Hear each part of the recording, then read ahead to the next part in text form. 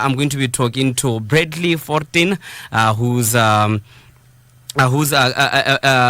program officer at the Southern African Litigation Center, focusing on the LGBTIQ plus the International Day Against Homophobia, Biphobia, and Transphobia, which is observed on the 17th of May, and it aims to coordinate international events that raise awareness of the LGBTQ plus rights, the violations, and also stimulate interest in the LGBT rights work worldwide. Maybe since the year 2016, interesting fact, the commemorations have taken place in over 130 countries. Let me take this opportunity to welcome you, Moduma FM. Hey, evening. How are you? I'm all good. I can't complain. Are you well? I'm good. I'm great. Awesome stuff. First things first, let's talk about the International Day Against the Homophobia, Biphobia, and Transphobia. What does it mean to you? I think just to you had already given like a background of what IDAHOBIT means. So that's basically what we call it in short, IDAHOBIT, the International Day Against Homophobia, Biphobia, and Transphobia, which is celebrated annually to give awareness to the various kinds of issues that the LGBTIQ people face across the world, including Botswana. So when we say LGBTIQ individual community, these are individuals who identify as lesbian, gay, bisexual, transgender, gender non-conforming, and queer, including intersex. So this year, every year there's a theme that goes around, and all these themes are really compiled by human rights defenders from across the world. LGBTIQ organizations contribute to what the themes are, and it's also informed by what is happening around the world. And I think as we've seen in the media, in reports, especially in Africa with what has been going around in Uganda, in Kenya, coming down to Zambia, Eswatini, there's a lot of instances where LGBTIQ rights continue to be oppressed, continue to be suppressed, because of laws, policies that governments continue to put into place that continue to restrict our existence as LGBTIQ people. So this year's theme is basically around promoting unity in diversity and being together as a community. I think that's very vital for me as a gay man living in Botswana, as someone who has been advocating for LGBTIQ rights for quite some time. I think this is one of those moments where we reinvigorate, we recommit our commitment towards ensuring that there's inclusion at various levels, at social, at a policy level, at community level of LGBTIQ people, and just saying that really we are part of the broader diverse society. Yeah, Botswana. Awesome stuff. I'm always interested in trying to find out, because we most of us about this about this gay, lesbian, about all the other, is it sexuality or what, the queer, the transgender, yes. Yeah, so it's sexuality and gender. I think, and you're right. Like you're saying, a lot of us, when we grow up, in terms of sexuality, we've always known that heterosexuality is the default main sexuality that is out there. If it had to be slightly diverse, you talk about gay, you talk about lesbian, but I think the more people are also finding themselves and being aware of their true innate feelings, and how they identify as, they relate more on also to the other spectrums that are out there, so including queer, including bisexual, and so forth. And then bringing in gender identity, and especially growing up in Botswana, in African settings also, we just know everything to be blue and pink, by that also, saying that gender is really just male and female. But we're not putting into consideration, or actually, like, we're becoming more aware of the broader spectrum, that really not everything is male and female. One can also be gender non-conforming, which basically means that I can also not identify as male or female, right? I don't have to tick a box that has been set aside by society. Yeah. Just to throw in a quick one there, do you choose your sexuality? I think it's not something that you wake up and say, oh, today I'm going to switch on my gay plug, I think experiences are different. I think for me personally, it's something that I've grown up with, that I could safely say, it's something that, but I don't know if you know the Gaga song that says "Born This Way." That some of us were really just born this way. Some of us, discover ourselves as we become of age, even as we meet new people. So it's different experiences for different folks. I don't think you choose. It's just something that happens naturally. Yeah.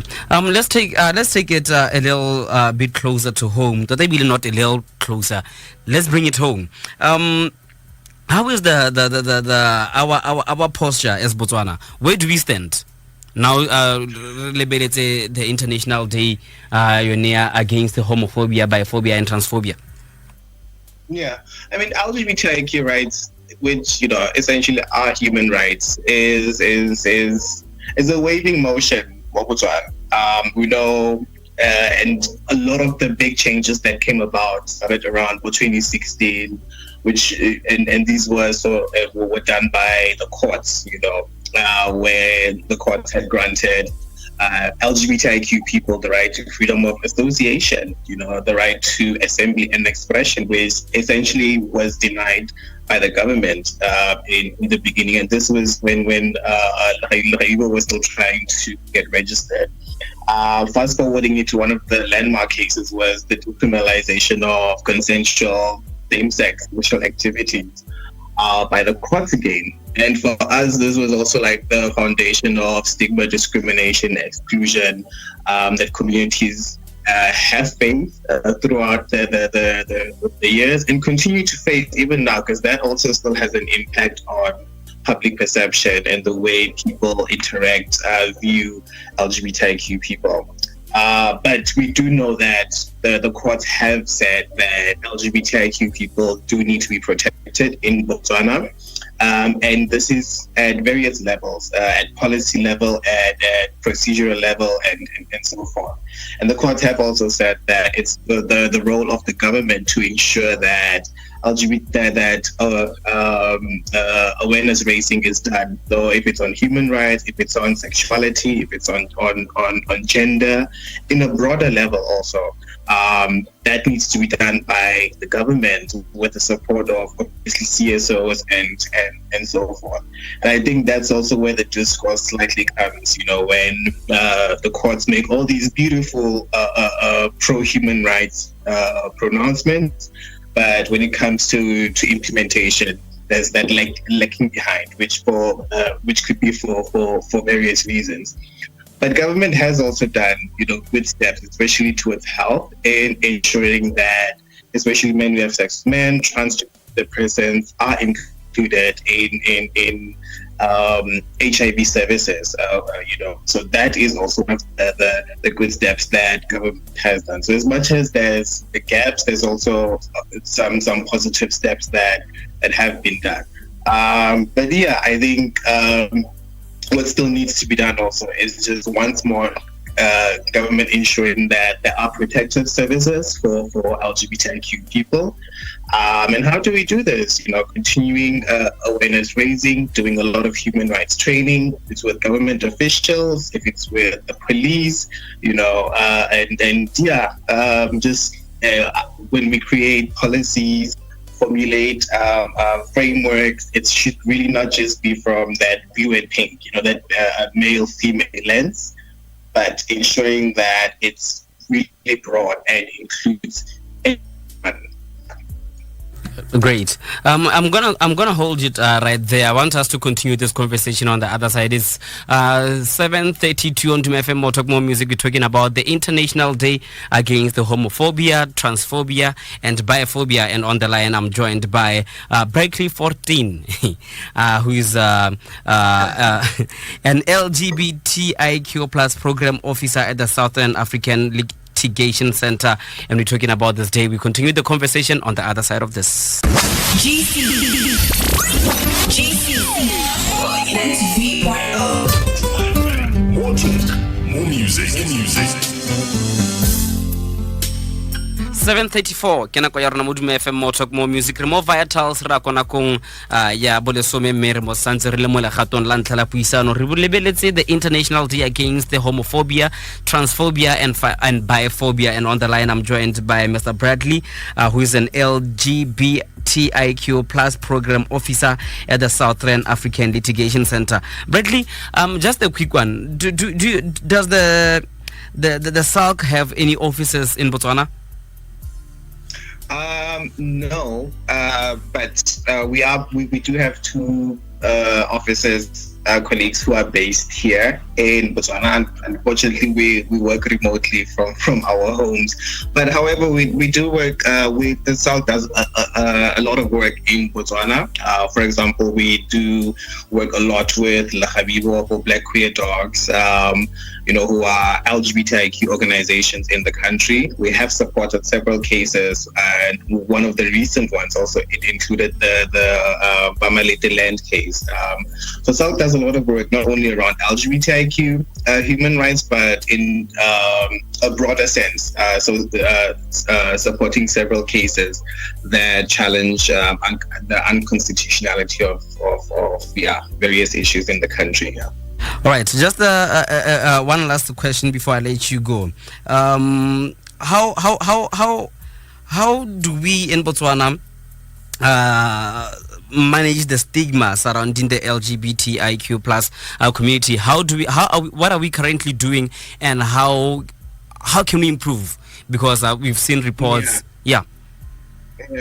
I mean, I think that comes in several layers, right? I think one, the fact that we still are a very patriarchal and heteronormative society. So we believe everything that we are doing is male, female, and not if anyone comes in with a different identity, a different perception, a different feeling, they're often othered, excluded, they're marginalized, So I think that is something that we need to be aware of and to correct, to unlearn, and then just learn a lot of new steps that includes a lot of inclusion of people who are different from us. Because remember, not all of us are the same. The society is made up of a broad, diverse set of people. We have women, we have children, we have people with disabilities, people with HIV, and LGBTIQ people. So not everyone is the same, but we need to create spaces that ensures that everyone is included in various conversations. If it's civic participation, if it's development, it needs to be an intentional decision by individuals, by civil society organizations, by the government, by parliament, by everyone, to ensure that all the groups are included, especially vulnerable groups, groups that are for a long time on the margin of society. Awesome stuff. I'm going to be talking to Daniel Dikhashu, who's currently in Windhoek, Namibia. Yes. I want to find out from you your reactions, and on mo Botswana, if what's your take on having gay couples who marry elsewhere and come decide to reside? What's your take on that? I mean, I thought that, when the judgment came out, it was pretty exciting. All of us were jumping wherever we are. But if you go through the judgment, it really highlights a lot of important parts, especially around the right to dignity, to inclusion. It speaks a lot to public perception, and that LGBTIQ rights should not be placed in the hands of the majority, because that's a bad thing. But I think the essence of this case, it's about family, and it's very important. And I hope that it really does have a positive impact, not only in Namibia, but across the region also.